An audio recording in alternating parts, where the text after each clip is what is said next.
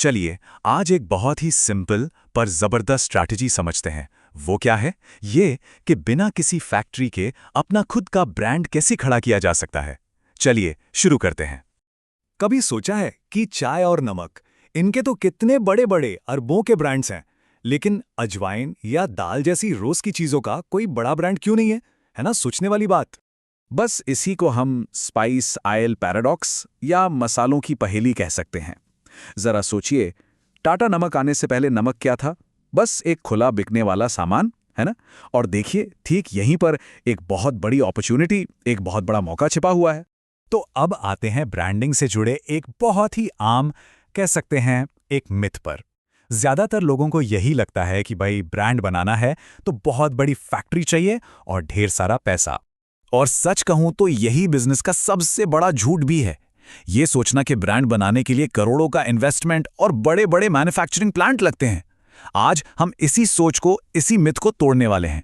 तो सवाल ये उठता है कि अगर फैक्ट्री नहीं तो फिर एक ब्रांड की असली वैल्यू क्या है?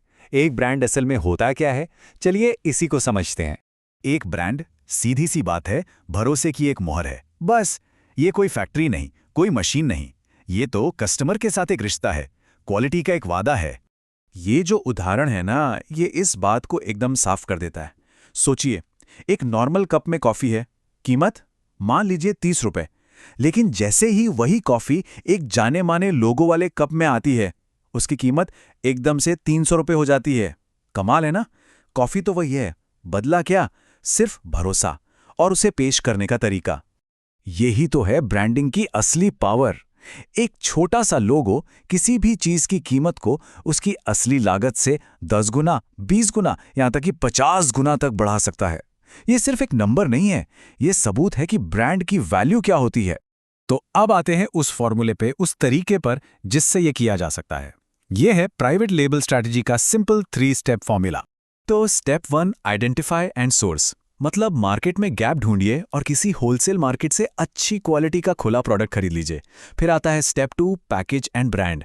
अब उस थोक के माल को छोटे छोटे सुंदर प्रीमियम पैकेट में पैक करिए और उस पर अपना बनाया हुआ एक बढ़िया सा लेबल लगा दीजिए। और आखिर में स्टेप 3, प्राइस फॉर प्रॉफिट। बस आपने एक आम सी चीज को ब्रांडिंग और पैकेजिंग के दम पर एक हाई मार्जिन प्रोडक्ट में बदल दिया। तो मौके हैं कहाँ? अरे हमारी रोजमर्रा की चीजों में ही हैं।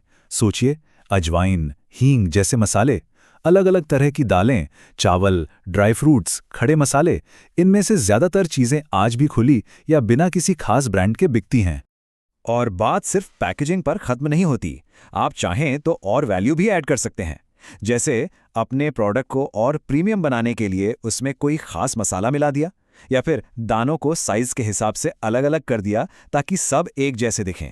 यही छोटी छोटी चीजें हैं जो उस बढ़ी हुई कीमत को जायज ठहराती हैं। चलिए अब जरा इसका हिसाब किताब भी समझ लेते हैं कि कैसे एक आम सी चीज मुनाफे का सौदा बन जाती है। देखिए, गणित बहुत सीधा है। मान लीजिए आपने थोक में 1 किलो बढ़िया प्रोडक्ट खरीदा 1000 रुपए का, ठीक है? अब आपने उसके 100 ग्राम के 10 सुंदर से पैकेट बना दिए। अब हर एक ब्रांडेड पैकेट आप आराम से 200 रुपए का बेच सकते हैं। मतलब क्या हुआ?